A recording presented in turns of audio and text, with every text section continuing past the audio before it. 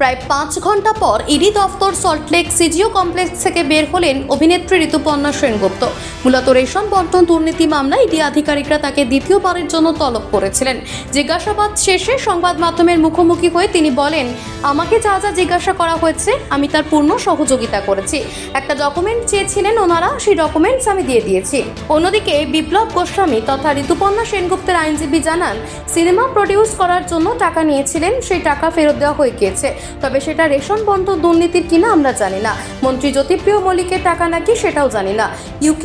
ইডিকে উনি পূর্ণ সহযোগিতা আজকে করেছেন, ফের তাকে আর তলব করা হয়নি, আর কোনো ডকুমেন্টস চাওয়া হয়নি। আমাকে কিছু ডকুমেন্টস প্রোভাইড করতে বলেছিল ওদের ইনভেস্টিগেশনের কোঅপারেশনের ব্যাপারে।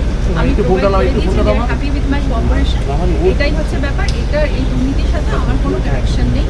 একটা ডকুমেন্ট ওরা চেয়েছিল, আমি সেটা দিয়ে দিয়েছি, আমার অ্যাকাউন্টে দিয়ে দিয়েছি, আমরা ওদের বুঝিয়ে দিয়েছি এবং হ্যাপি উইথ মাই কোঅপারেশন। ওনারাও কোঅপারেট করেছেন, আমিও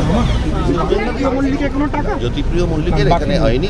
যে সমনটাও হয়েছিল তাতে কোনো জ্যোতিপ্রিয় মল্লিকের নাম ছিল।